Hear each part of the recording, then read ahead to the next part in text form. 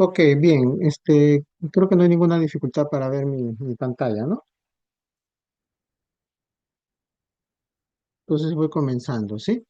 Bien, el tema que voy a presentar hoy día va a ser uno sobre, digamos, infecciones intrahospitalarias o también se le llama ya de una forma bastante general, infecciones asociadas a atención en salud, ¿sí? En realidad acá hay digamos, un grueso de situaciones o enfermedades que son importantes, digamos, tener en cuenta considerando que cada vez es más común este tipo de enfermedades eh, porque digamos cada vez hay una mayor cantidad de población que de algún modo reside, bueno, no es que resida, ¿no? O sea, no que tiene una permanencia, digamos, prolongada en establecimientos hospitalarios, ¿sí? Un poquito para tener en cuenta de qué estamos hablando en realidad, lo que podemos decir en este momento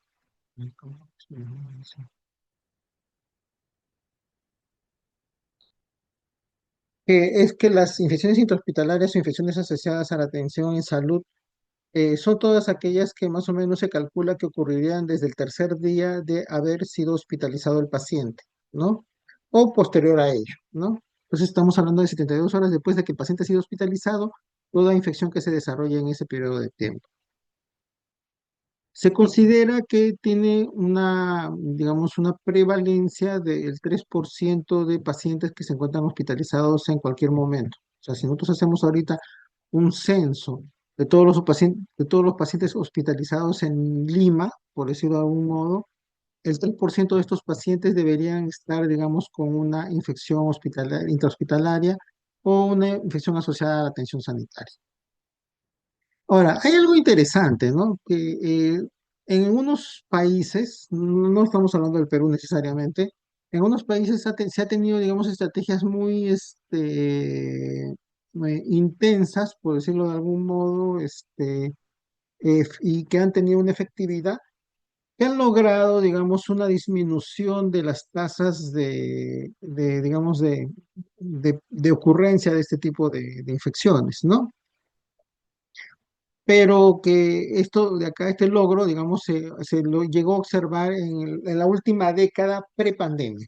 Es decir, hasta el año 2019 había una caída importante de las infecciones nosocomiales, pero de ahí apareció el COVID y eso quizá, bueno, no, definitivamente no tuvo una incidencia favorable, sino todo lo contrario, ¿no? Se dice que la pandemia de algún modo revirtió todo este avance.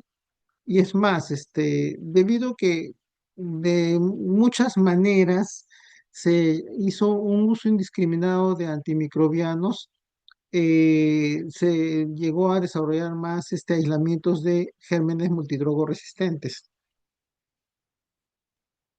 Ahora, si nosotros tenemos un paciente al cual o sea, le encontramos o le identificamos una infección antes de las 72 horas, se debería considerar de todas maneras una infección de la comunidad. Y las que ocurren después, como les digo, ya serían las nosocomiales.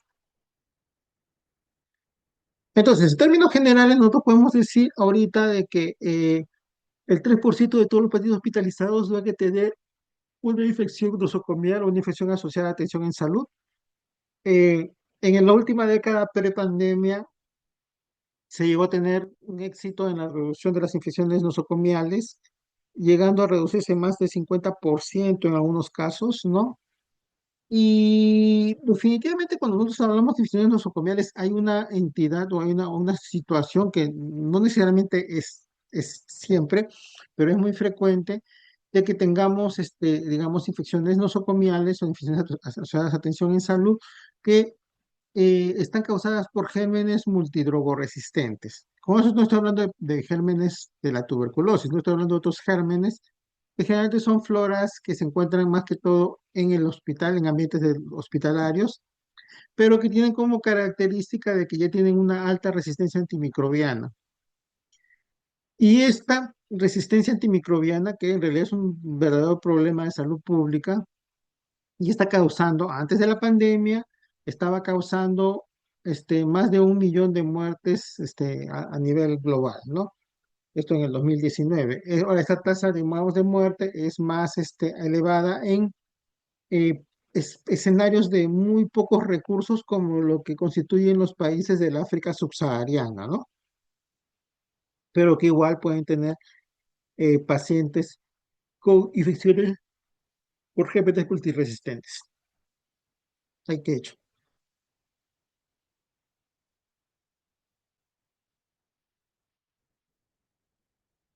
ya. Entonces, cuando nosotros hablamos de infecciones asociadas a atención en salud o infecciones nosocomiales, nosotros debemos tener en cuenta varios factores de riesgo. Uno de ellos va a ser que el paciente esté hospitalizado en una unidad de cuidados intensivos. Otro es que el paciente no necesariamente está acompañado del primero, pero también puede ser común o recurrente que un paciente haya sido sometido a intubación endotraqueal. Otro factor de riesgo está dentro de lo que corresponde al mismo paciente. El paciente tenga una enfermedad pulmonar crónica tipo EPOC, por ejemplo, ¿no? O una enfermedad renal, ¿no? Tipo paciente pues que se dializa, ¿no? O con una falla renal crónica.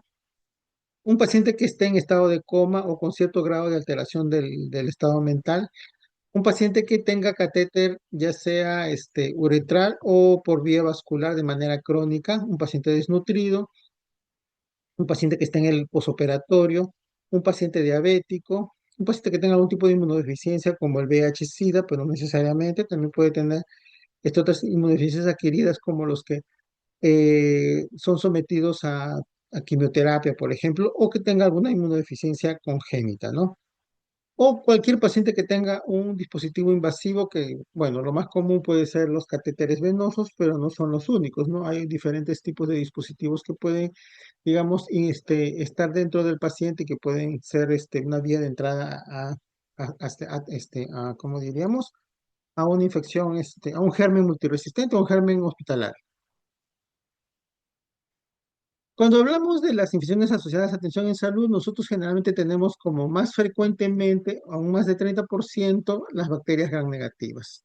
Pero una parte bastante importante, de todas maneras, vienen a ser las bacterias gram positivas, como el Staphylococcus aureus meticilino resistente, el Staphylococcus aureus sensible, el enterococo.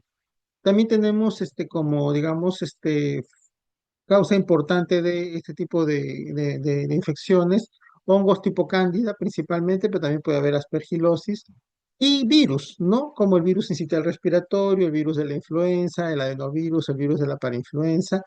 Y hay uno que es bastante importante porque en realidad este hongo, que es un hongo real, la Candida auris, es un patógeno emergente nosocomial multidrogo resistente y básicamente cada vez hay más, digamos, brotes asociados a este germen, ¿no? A este hongo. Y que es definitivamente un problema también de salud pública, considerando esto, ¿no? Bien, ¿y por qué ocurren estas cosas? O sea, ¿cómo es que nosotros, o sea, tenemos eh, que se producen las infecciones asociadas en salud? Porque usamos antibióticos de amplio espectro en un paciente, ¿no? Hospitalizado. Esto va a producir que, digamos, las bacterias que son muy resistentes son las que van a sobrevivir, digamos, de un modo. Esto también va a contribuir a que haya una flora endémica multidrogo resistente en los microambientes hospitalarios, por ejemplo, en una sala de cuidados intermedios o de cuidados intensivos, ya puede estar siempre. El uso de antibióticos de amplio espectro también tiene un efecto en la alteración de la misma microbiota del paciente y también la hospitalización puede llevar a que un paciente que tenga un germen se lo pase a otro, bueno, no es que directamente el paciente, ¿no? Sino que por el uso, mediante fomites o el mismo personal de salud puede estar llevando los gérmenes de un paciente a otro. De ahí hay que tener en cuenta un poco también las vías de transmisión y de este modo también considerar las formas de prevención de las infecciones asociadas a atención en salud, ¿no? Acá nosotros podemos ver en la figurita los potenciales fomites que van desde, digamos, utensilios que nosotros usamos, Los mismos medicamentos, ¿no? También pueden hacer una vía de transmisión. Y hay que tener en cuenta también lo que significa la presión positiva y presión negativa en, digamos, en pacientes, o sea, en la prevención de infecciones intrahospitalarias. Bien, con respecto a la flora propia del paciente, hay que considerar que hay organismos resistentes tras una hospitalización que puede estar de algún modo colonizando persistentemente, por ejemplo, el espacio gastrointestinal, ¿no? Las manos del personal hospitalario no higienizadas, hay que considerar de todas maneras que las manos del personal de salud es la vía más importante de transmisión. Ahora, estas manos van a manipular pues fomites, ¿no? Van a manipular medicamentos, van a manipular dispositivos de los pacientes. Entonces, los dispositivos invasivos también como las líneas intravenosas, los catéteres, los equipos respiratorios, los endocopios, hasta las mismas heridas quirúrgicas, puede ser una forma, una vía para que se transmita esto, ¿no? La vía aérea también es importante, sobre todo cuando yo necesito tener presión negativa, pacientes, por ejemplo, que tienen tuberculosis o varicela, ¿no? ¿Eso qué quiere decir? Que yo pongo a estos pacientes cuya transmisión también puede ser, eso también se aplica al COVID, ¿no? Cuya transmisión puede ser, digamos, por vía aérea. Entonces, yo los debo poner en ambientes que tengan presión negativa, es decir, que el aire no salga de ese ambiente, ¿no? Como les decía, los alimentos, fomites y vestimenta del personal puede estar contaminado. Prácticas de inyección inseguras. ¿Y esto qué significa?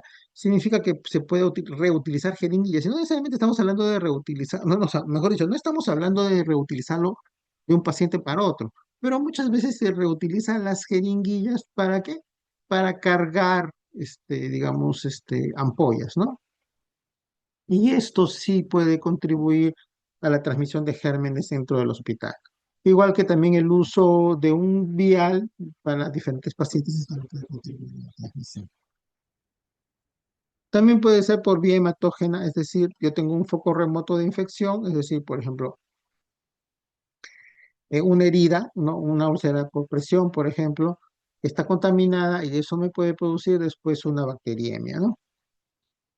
En otros casos también hay que tener en cuenta el ambiente, ¿no? La plomería puede estar contaminada, el agua potable puede estar contaminada y las superficies de alto contacto, y esto significa pues los coches, las barandas, las mesitas, ¿no? Todo esto de acá puede estar contaminado con gérmenes. ¿Cómo yo debo basarme, yo me debo basar, digamos, en la precaución? Debo tener precauciones estándar. Como les digo, la higiene de manos es muy importante. También tenemos que tener en cuenta la etiqueta respiratoria, es decir, qué cosa es lo que yo debo hacer en caso de que estornude o tosa, ¿no? Y el uso de mascarilla siempre. El EPP, según un riesgo de exposición y siempre garantizar que el personal esté haciendo unas prácticas seguras de inyección. Las precauciones de contacto, ¿en qué consiste? Consiste en que yo voy a agarrar y voy a usar guantes y bata para patógenos ubicuos, por ejemplo, Clostridium difficile o MDR, y debo de todas maneras tener en cuenta que yo me debo lavar las manos con agua y jabón para Clostridium difficile. Precauciones por gotita, también es el uso de bata, guantes, protección ocular y mascarilla, considerando de que las partículas que tienen más de 100 micras viajan a corta distancia. Las precauciones por aerosoles, esto es una habitación de presión negativa, como les decía, que debería tener más de 12 cambios de aire hora filtro EPA. Esto se utiliza sobre todo para sarampión, que es muy, muy, muy contagioso, para tuberculosis y para varicela. Algunas enfermedades requieren combinación de precauciones. Por ejemplo, yo puedo tener, digamos, precaución con respecto al contacto más aerosol, ¿no? Después, la higiene de manos, como decía, es una de las medidas más importantes. Se supone que es el método más importante para disminuir las infecciones asociadas a tensión en salud. Se debe hacer con agua y jabón. Esa es la forma de lavarse las manos, ¿no? Debemos frotarnos la superficie durante más o menos 15 segundos. Debo quitar toda la grasa, debo eliminar aceites, bacterias y suciedad visible. Y hay todo una, digamos, momentos de la higiene de manos, ¿no? Que hay que tener en cuenta, ¿no? Es básicamente antes de examinar al paciente, después de examinar al paciente, al momento de retirar fluidos o cosas así, al momento de movilizar al paciente, al momento de, digamos, de cambiar la cama del paciente y todo esto, ¿no? Entonces eso tener que tener en cuenta en los momentos del lavado de manos. A veces el lavado de manos no se puede hacer por una cuestión de practicidad, no se puede hacer, digamos, tan seguido. Y lo que tenemos y que ha demostrado también una muy buena, digamos, efectividad es el uso de gel a base de alcohol, que debería tener de todas maneras más del 60% de etanol, más rápido de usar, ¿no? Definitivamente. No va a requerir tener un caño con un grifo, ¿no? Con un lavabo y jabón ahí para, ¿no? Y no va a requerir que te seques con papel toalla o toalla, ¿no? Y este uso de esta sanitización, digamos, de las manos con alcohol gel sí va a reducir significativamente las infecciones asociadas a atención en salud.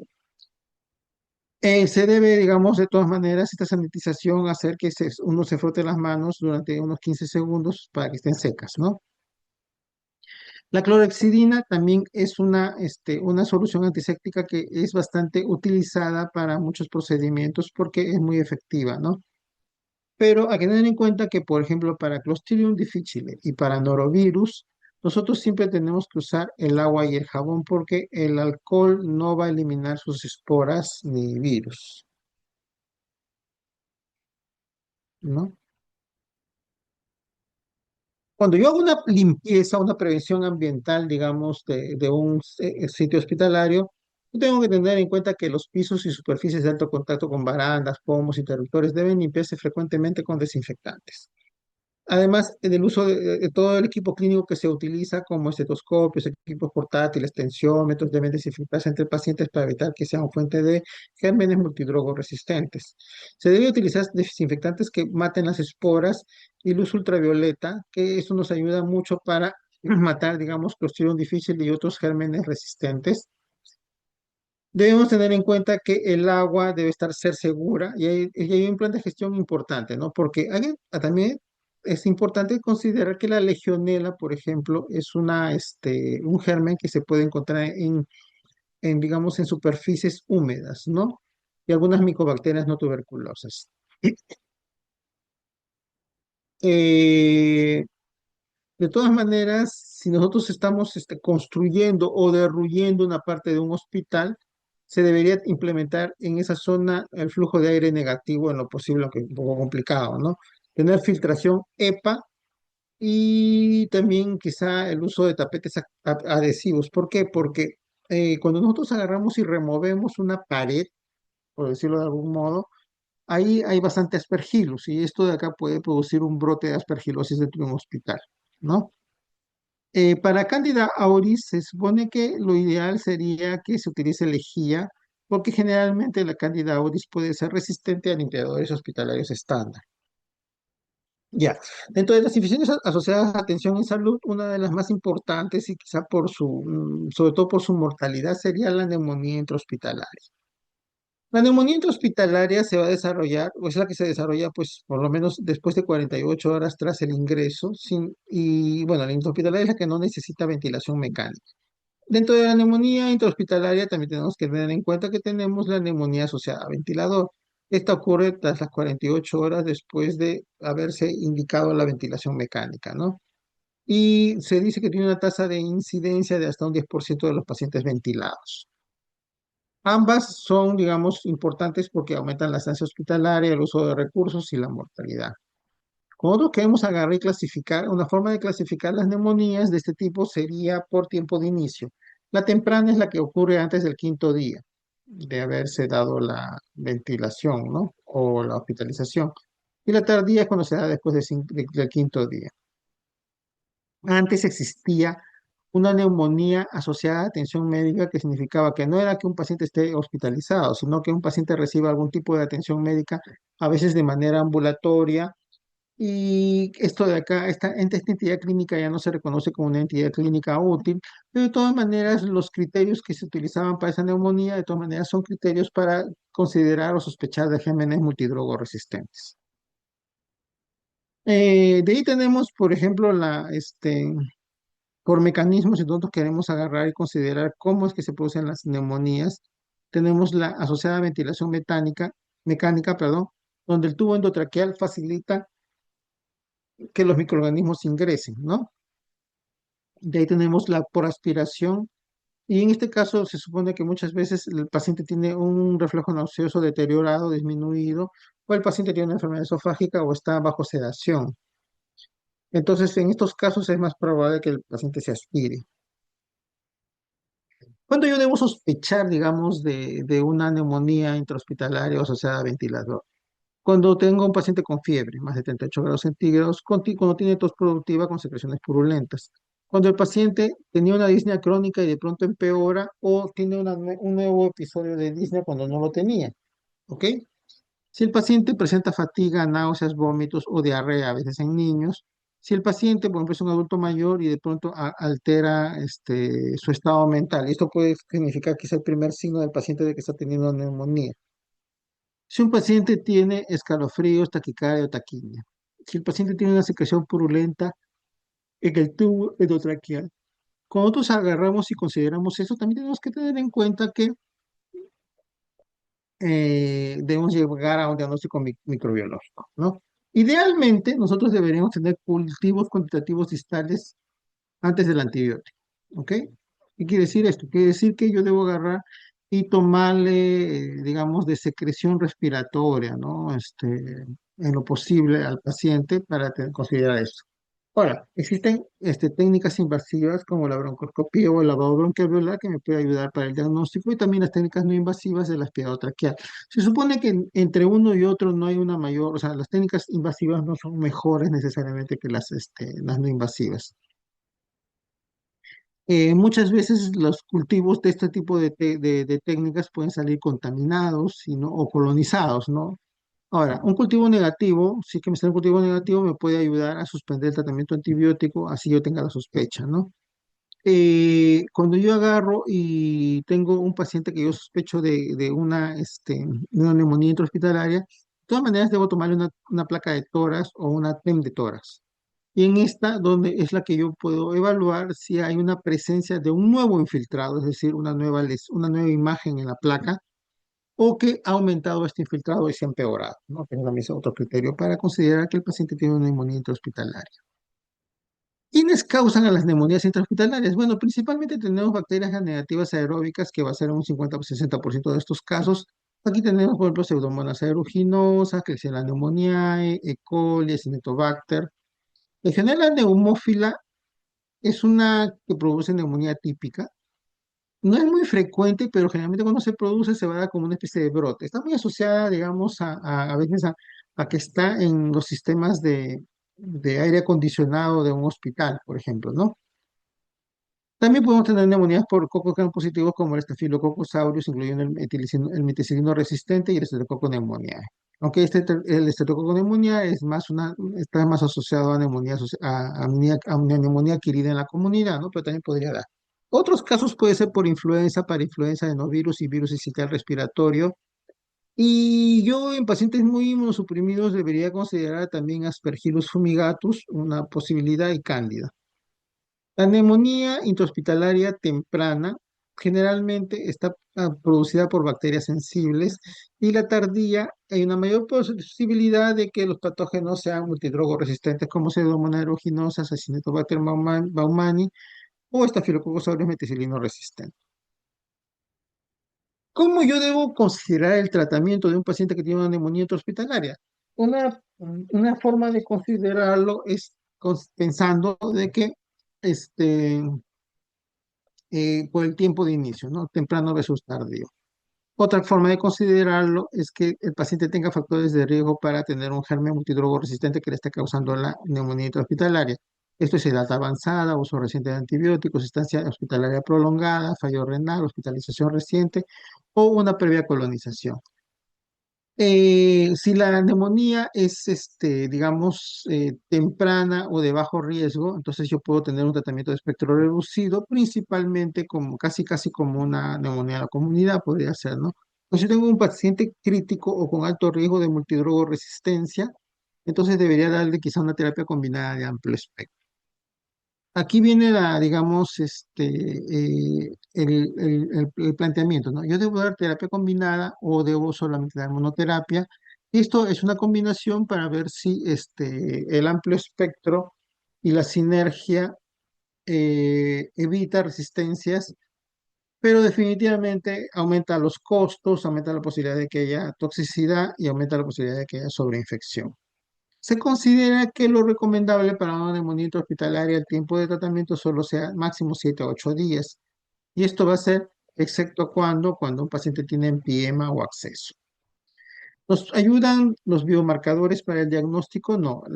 Digamos, la determinación de procalcitonina y proteína C reactiva, es decir, PCR, no nos ayudan necesariamente para el diagnóstico, pero sí nos pueden ayudar para ver su evolución. Si descienden en los primeros días es un mejor pronóstico. Y la procalcitonina también puede ser útil como guía para cortar el tratamiento. Entonces, más o menos, nosotros tendremos si deberíamos, digamos, medir los riesgos para un paciente que tiene, esto, disculpen que esto está en inglés, pero digamos, es bastante útil, ¿ya? Si yo tengo un paciente que no tiene riesgo de mortalidad y también tiene un bajo riesgo de que sea un patógeno multidrogo resistente, yo podría darle una monoterapia como lo con ceftriaxona, moxifloxacino, levofloxacino, altapenec. Si yo tengo un paciente que tiene alto riesgo de que tenga multidrogo resistencia, yo le puedo dar un solo agente para gram negativos, más un tratamiento para Staphylococcus aureus meticilino resistente, ¿no? Pero si el paciente tiene riesgo de multidrogo resistencia, además está en shock séptico, sí debería darle una cobertura doble para pseudomonas más tratamiento para Staphylococcus aureus meticilino resistente. ¿Cómo yo puedo, digamos, agrupar una serie de estrategias o de pasos para evitar, digamos, la neumonía asociada a ventilador? Debo evitar la intubación y eso se puede hacer ahora ya, principalmente porque se ha extendido más el uso de cánulas de alto flujo, ¿no? Que hacen que se pueda, digamos, dar una oxigenoterapia a mayor flujo sin necesidad de intubar al paciente. Yo debo elevar la cabecera de 30 a 45 grados para reducir riesgo de aspiración de contenido gástrico, que el paciente se haga una higiene dental diaria, cepillado de dientes, o se le haga al paciente, ¿no? Bueno, si el paciente lo mismo no puede hacerlo. Cuidado aséptico de todo equipo de terapia respiratoria, evitar agua de grifo para enjuagar equipos respiratorios, minimizar sedación y promover ejercicio y movilización temprana, una nutrición enteral temprana y evaluar diariamente la disposición para la extubación, en el caso de que el paciente esté intubado, ¿no? Y tenemos el otro, digamos, que es la infección del sitio quirúrgico, ¿no? Y aquí tenemos una clasificación que tenemos la superficial incisional según la figura, la incisional profunda y la de espacio órgano, ¿no? Entonces, la incisional superficial ocurre en los 30 días post cirugía, involucra piel y tejidos subcutáneos, los signos son drenaje purulento de la incisión superficial. La incisional profunda ocurre también en los 30 días o hasta un año si es que el paciente es portador de un implante. Involucra tejidos blandos profundos. Los signos son drenaje purulento profundo, dehiscencia espontánea y fiebre más de 38 grados centígrados y dolor localizado. Y de ahí tenemos la órgano espacio, que también se puede dar hasta 30 días o un año en un paciente con implante.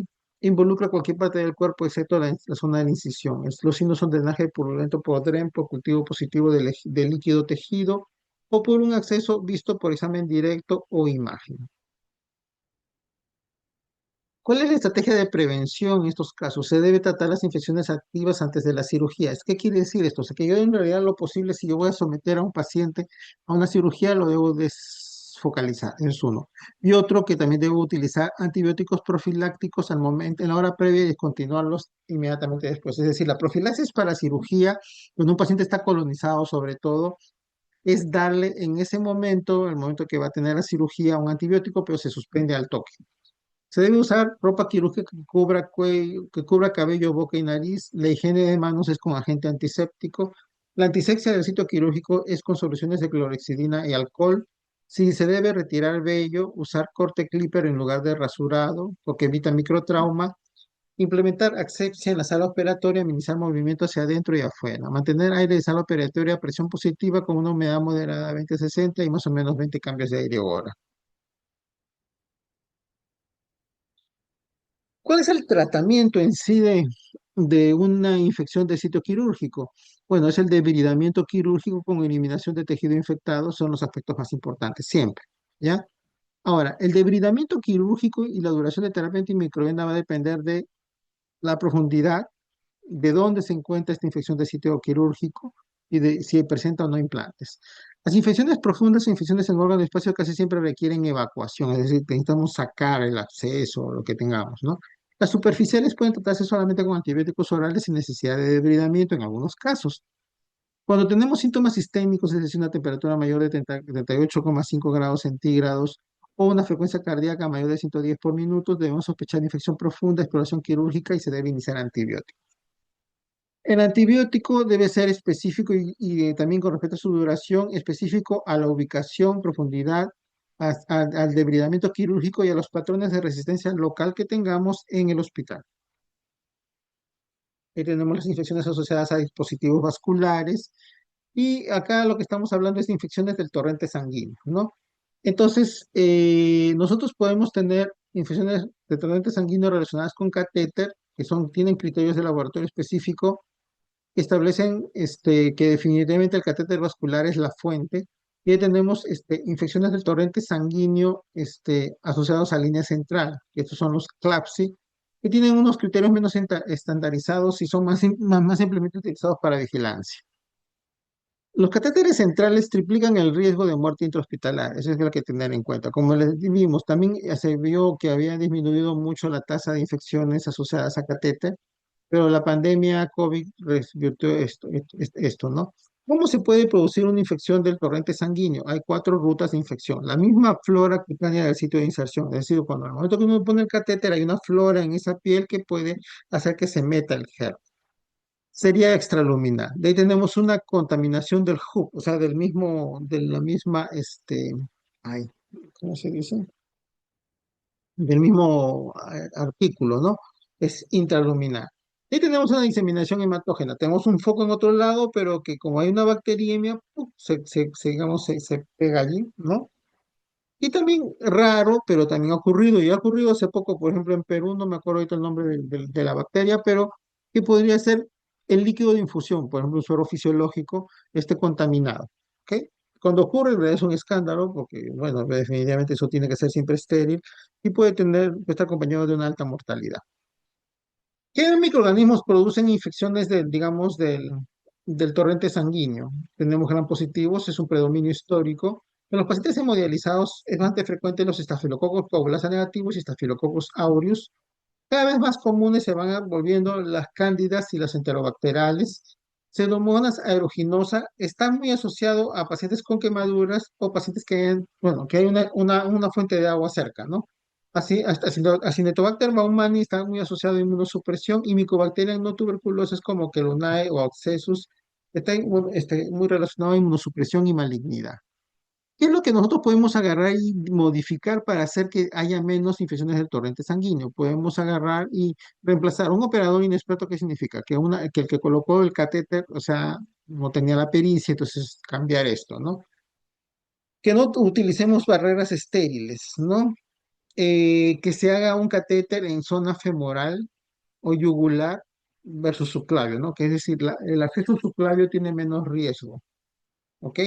El uso de catéteres multilumen, entonces, si han visto, si han chequeado pacientes de cerca, van a darse cuenta que los catéteres venosos centrales a veces tienen dos o tres, digamos, vías, lúmenes, ¿no? Entonces, mientras más lúmenes tenga, mayor riesgo. En realidad, el uso de clorexidina, alcohol, está mucho más, digamos, a favor de que disminuya, o sea, mejor dicho, es más adecuado utilizar esto, ¿no? Si un catéter dura más de 7 días, es más probable que se infecte. Si no tengo yo una escasez de personal de enfermería para cuidar, atender a los pacientes, entonces también yo puedo agarrar y aumentar el riesgo de que el catéter se infecte. Que yo tenga un paciente que tenga un compromiso severo, que esté usando nutrición parenteral o tenga un índice de masa corporal mayor de 40, también es un mayor riesgo. Entonces, ¿qué cosa yo puedo hacer para prevenir las infecciones asociadas a línea central? Por ejemplo, en cuanto a inserción, usar un checklist, es decir, higiene de manos, o sea, cuando usar un checklist significa una serie de cosas que yo debo hacer, ¿no? Así mi lista de chequeo, ¿ya? Maximizar mi higiene de manos y máximas precauciones de barrera estéril y técnicas antisépticas. En inserción también me puede ayudar el uso de antisepsia con clorexidina alcohol, la guía ecográfica para no estar, digamos, ahí vagando, viendo cómo voy a meter el catéter, y un kit de inserción integral. Con respecto a infecciones, la vena subclavia sabemos que es la menos propensa, mientras que la femoral es la más propensa a infección. Con respecto al mantenimiento, si nosotros bañamos diariamente con gluconato de clorexidina al 2%, pacientes UCI con línea central, eso de ahí va a disminuir el riesgo de infecciones. Frotar el hub con alcohol y limpieza del sitio con antiséptico base, clorexidina en cada cambio de apósito, mínimo cada 7 días. Usar tapas desinfectantes, aplicar apósitos impregnados con clorexidina también ayuda y reevaluar diariamente la necesidad de la línea central. Todo esto que también me ayuda en el mantenimiento y disminuir el riesgo de infección del hub, bueno, del catéter en general. Ok, la infección de torrente sanguíneo asociada a catéter se debe sospechar cuando, en cualquier paciente con fiebre, escalofríos, hipotensión, leucocitosis, más un catéter de más de 48 horas y sin otra fuente que me puede explicar la infección. Después, yo debo tener hemocultivos, en general de 20 a 30 mililitros por set, ¿no? 2 a 4 sets de diferentes sitios antes de iniciar antibiótico. Hay unos criterios como la diferencia de tiempo de positividad que me van a hacer ver, o sea, si el crecimiento en el hemocultivo del catéter ¿cómo se llama? Es mayor de mayor o igual a 2 horas que el percutáneo, entonces eso significa que que es más probable de que sí sea una infección por catéter, ¿no?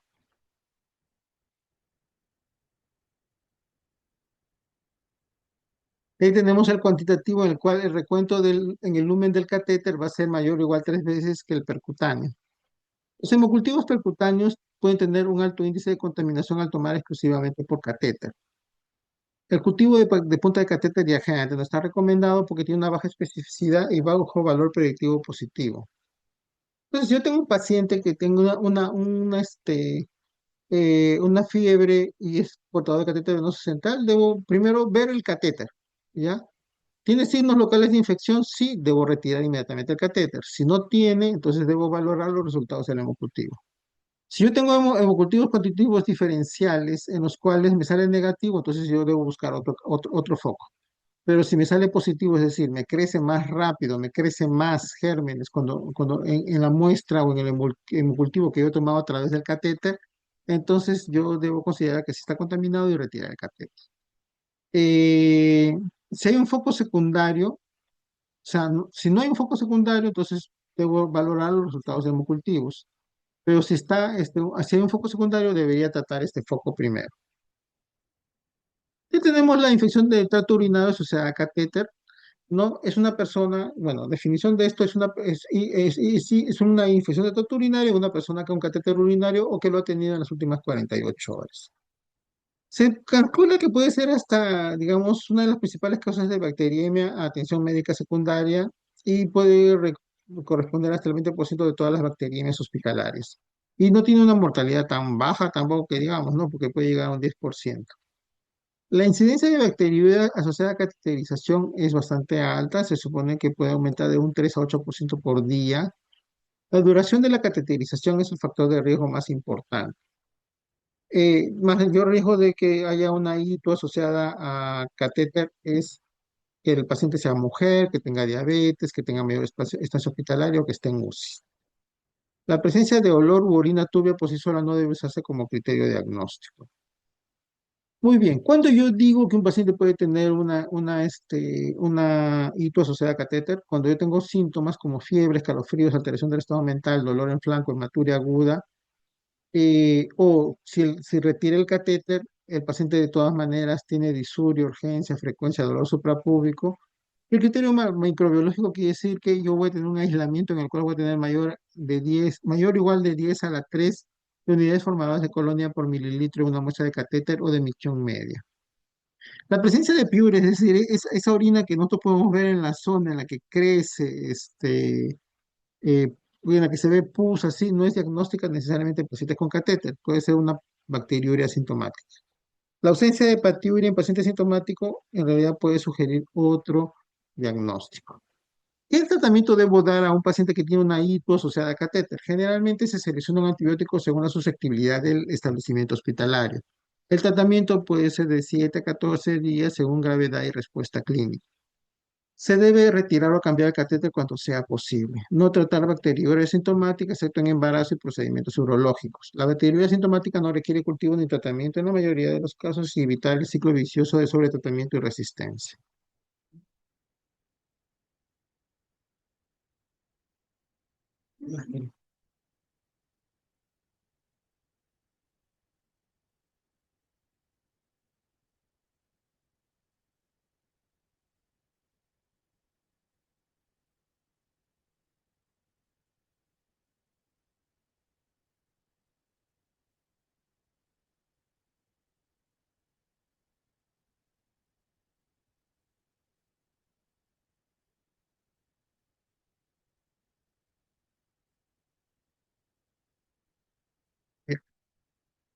Entonces, nosotros tenemos que colocar catéteres, por ejemplo, solo cuando sea estrictamente necesario, no por conveniencia del personal de salud.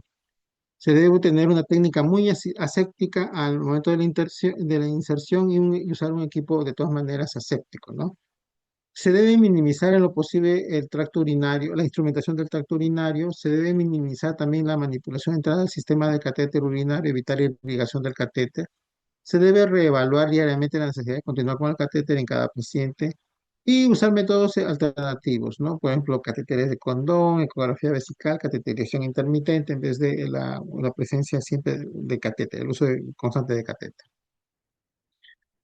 Bueno, aquí viene un poquito las bacterias resistentes a antimicrobianos y aquí lo que tenemos que tener en cuenta es que hasta un tercio de pacientes colonizados van a desarrollar infección por Staphylococcus aureus meticilino resistente. Y esto, el riesgo en UCI pediátrica puede llegar hasta un 47%. El Staphylococcus aureus meticilino resistente es una de las infecciones asociadas a atención y salud más común en las UCIs neonatales. La transmisión es por contacto indirecto con ambientes contaminados y personal sanitario colonizado. La descolonización universal es más efectiva que tamizaje más precauciones de contacto. O sea, baños de clorexidina más aplicación nasal de mupirocina por 5 días. Eso se supone que nos ayuda a la descolonización universal. Descolonización posalta reduce el riesgo de MARS a corto plazo en entre un 30%. La estrategia perioperatoria, que es descolonización nasal, reduce infecciones de barricocos aureus en cirugía cardíaca y ortopédica. Entonces, a todos los pacientes que van a ser sometidos a cirugía ortopédico-cardíaca, se debería hacer esta descolonización nasal con mupirocina, ¿no? Y ahí tenemos el enterococos resistente a vancomicina, ¿no? Y los negativos MDR. El enterococo resistente a vancomicina surgió en Estados Unidos en 1987, se debe a exposición a vancomicina, también puede haber cefalosporinas de tercera generación y antanaerobios que son factores de riesgo para tener este tipo de germen. En inmunocomprometidos se va a dar más, sobre todo en pacientes que tienen malignidades hematológicas trasplantes. El PROA nos va a ayudar, digamos, más los baños de clorexidina pueden ser bastante efectivos para controlar este germen. En entornos hiperendémicos se debe tener una vigilancia activa y esto, bueno, nos ofrece un beneficio mínimo, pero podría ocurrir, ¿no? Los gran negativos multidrogos resistentes, su definición es una resistencia a por lo menos uno o más agentes en tres clases distintas. Las principales amenazas son, digamos, los enterobacteriales resistentes, colistina, aquí tenemos Klebsiella, E. coli, Baumani, MDR, Pseudomonas aeruginosa y beta-lactamasas de amplio espectro. Los factores de riesgo son estadía prolongada, UCI, dispositivos de ventilación mecánica no hay una estrategia de descolonización comprobada. Lo que nos puede ayudar de todas maneras va a ser el tamizaje, precauciones de contactos en brotes y el PROA. Las infecciones fúngicas nosocomiales son importantes en el sentido de que la cándida representa la gran mayoría de infecciones fúngicas nosocomiales y la albicans es la más común. La auris fue aislada por primera vez en el Japón en el 2009 y ha emergido como un patógeno nosocomial global ha tenido un incremento acelerado durante la pandemia. La Candida auris es multidrogo resistente y sobrevive prolongadamente en superficies. La recontaminación rápida dificulta la desinfección. El equipo médico compartido como glucómetros, manguitos de tensiómetro, ecógrafos son una fuente de transmisión y se deben desinfectar después de cada uso. Se requiere desinfectantes específicos como lejía y resistentes a limpiadores hospitalarios estándar. Los hongos de moho, pacientes con neutropenia prolongada, deben requerir, o sea, requieren habitaciones con presión positiva y filtro cepa para que no contaminen a esos pacientes. La construcción dentro del hospital, lo que les estaba mencionando hace un rato, también es un factor de riesgo para infecciones fúngicas invasivas. Enfermedades emergentes, esa es otra situación. El siglo XXI ha presenciado la pandemia del H1N1 en el 2009, del SARS-CoV en el 2019, del ébola en el 2014, del Zika en el 2016 y del monkeypox en el 2022 y 2023. Hay que tener en cuenta que todos estos tienen varias causas, ¿no? Bueno, una de ellas es una alta movilidad de la población, ¿no? Eso es quizá una de las principales causas. También contribuye a todo esto que hay cada vez más deforestación, el cambio climático y una urbanización mayor de las poblaciones globales. Esto aumenta la proximidad del humano con una fauna silvestre y ahí puede haber lo que se veía, es como el crossover, ¿no? El spillover zoonótico, es decir, lo que normalmente era una zoonosis ya se convierte en una transmisión de humano a humano, como ha ocurrido claramente con la viruela del mono. La vacilación vacunal, es decir, hay mucha desinformación con respecto a en redes sociales, sobre la vacuna, ¿no? Y esto de acá va a contribuir, como lo que estamos viendo ahora con el sarampión, a que ya no se alcance la inmunidad de rebaño y las tasas de vacunación caigan. Hay amenazas urgentes como decía, sarampión, paperas, polio, varicela, que son altamente contagiosas y son prevenibles con vacunas. También existe la posibilidad del bioterrorismo con el Bacillus anthracis, es una categoría alta, alta mortalidad si es aerolizado, y la variola viruela, que potencialmente es una amenaza. Vacunas para la viruela, tenemos la CAN 2000 replicante y la MVA duplicada no replicante, ambas son recomendadas para monkeypox en grupos de riesgo, como personal de salud, por ejemplo, ¿no? La influenza aviar también es altamente patógena. Se ha considerado que ha habido unas 900 infecciones humanas desde el 2003 con una tasa de mortalidad del 50%. El H5N1 comenzó a circular en aves silvestres y de corral norteamericanas en 2021 y está detectado en vacas lecheras y gatos en múltiples estados de Estados Unidos. Pero no se ha documentado transmisión todavía de sostenida de persona a persona. Se debe prevenir en hospitales precauciones de contacto, más aerosol, más protección ocular. Los contactos cercanos, una profilaxis antiviral con oseltamivir. Diagnóstico. Los paneles de PCR comerciales son insuficientes para identificar las cepas, se requiere pruebas en laboratorio de salud pública. Y con respecto a la salud ocupacional del personal de salud, con respecto a todo eso, ustedes no se den en cuenta que el personal de salud debe usar EPP y debe adecuadamente colocárselo y quitárselo, junto con todo lo otro que es la higienización de las manos, ¿no? El personal de salud tiene un mayor riesgo de adquirir enfermedades prevenibles con vacunas y transmitirlas a pacientes. Entonces, nosotros debemos agarrar y debemos asegurar que el personal no se contagie para preservar la fuerza laboral y también debemos proteger a todos los pacientes vulnerables. Bien, entonces, ¿a quiénes debemos de vacunar? Para COVID-19 a todo el personal de salud, según las recomendaciones actuales del CDC, influenza también a todo el personal de salud una vez al año. Todas estas son vacunas que no son o sea, son partículas nomás, ¿no? La hepatitis B también se debe dar a todos los pacientes, y o sea, que ustedes deben preguntarse si tienen vacuna para la hepatitis B, lo más probable es que todos ustedes estén vacunados para la hepatitis B, pero deben tener en cuenta eso y saber cuánto tienen anticuerpos contra el antígeno de superficie. El de la paperas, sarampión y rubiola también deben tener dos dosis con intervalo de 4 semanas para personal si que no tenemos evidencia de que hayan sido vacunados. La varicela también se debe dar 2 dosis con intervalo de 4 semanas y la del tétanos digamos, pertussis, dosis única con un refuerzo cada 10 años y con cada embarazo en personal gestante. Muy bien. Cuando nosotros tenemos también riesgo de adquirir hepatitis B, sobre todo, que es la que más fácil se puede adquirir, sobre todo si el caso fuente, digamos, tiene un antígeno E positivo. También se puede transmitir hepatitis C. VIH definitivamente es insignificante si la carga viral es indetectable. En VIH tenemos la estrategia de dar profilaxis post-exposición a todo paciente que esté expuesto, ¿no? Y para la hepatitis B, bueno, debemos vacunarlo idealmente, pero o sea, idealmente también debería recibir inmunoglobulina antihepatitis B, pero eso no lo tenemos acá. Lamentablemente en el hospital no es muy fácil utilizarlo. Fuentes de transmisión al paciente, los glucómetros compartidos mal desinfectados, brechas de control de infecciones en diálisis, reutilización de medicamentos de dosis única, prácticas incorrectas con frascos multidosis, desvío de drogas, y todo prevenible con cumplimiento de higiene básica. Ya. ¿Qué, no, qué más nos ayuda también a todo esto de las infecciones asociadas a atención y salud? Bueno, la vigilancia de estas infecciones, el PROA, que viene a ser la optimización del uso de antimicrobianos y las medidas diagnósticas. La vigilancia se enfoca en resultados, por ejemplo, infección del sitio quirúrgico, cuestión difícil, en los procesos de higiene de manos, sanitización de manos y la inserción de los catéteres y medidas relacionadas. La mayoría de hospitales tienen una vigilancia basada en laboratorio más revisiones clínicas por preventistas de infecciones. El sistema de la CDC nos dice que debe haber un mecanismo nacional obligatorio de reporte y tasas expresadas como razones de infección estandarizadas. Los sistemas de vigilancia electrónica automática van a mejorar mucho la eficiencia y escalabilidad. Los desafíos son confiabilidad, estandarización entre varias instituciones y necesidad de un input humano para adjudicarlo. El procesamiento del lenguaje natural también es una forma de mejorar más aún la vigilancia electrónica. El PROA. El PROA es importante porque definitivamente nos va a ayudar mucho para, digamos, no tratar situaciones que no se deben tratar, ¿no?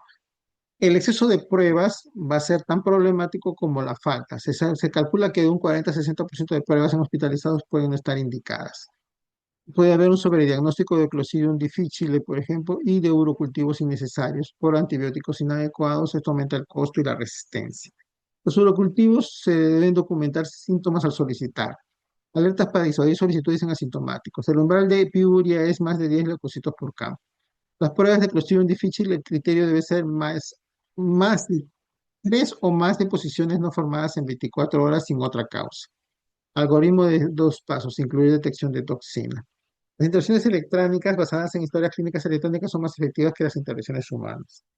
Y como les decía, la bacteriura asintomática no se debe tratar excepto en el embarazo y procedimientos urológicos, evitar el ciclo de escalada de resistencia. ¿Cuándo yo debo investigar y controlar los brotes? Debo agarrar y tener una vigilancia cuidadosa y notificación de clínico y laboratorio. Tipificación molecular de los aislamientos bacterianos y fúngicos. El gold estándar es la secuenciación de genoma completo, de alta resolución para clonalidad y genes de resistencia en plásmidos. Se debe definir el caso, se debe buscar casos, se debe realizar historias, se debe hacer epidemiología descriptiva, hipótesis de fuente y medidas de control. Los cultivos ambientales, en algunos casos, una comunicación continua con pacientes personales líderes de salud pública. Coordinación de cuidado durante el traslado de pacientes multidrogo resistentes es fundamental para implementar controles a tiempo. Entonces, hay que tener en cuenta estas cosas, ¿ok? La higiene de manos es la intervención más eficaz contra las infecciones asociadas a atención en salud. Las estrategias basadas en evidencia van a reducir drásticamente las infecciones asociadas a dispositivos. El PROA y el diagnóstico son pilares también en el control de la multidrogo resistencia y la vigilancia sistemática y la preparación ante enfermedades emergentes son muy esenciales. Bueno, eso sería todo. Muchas gracias por su atención.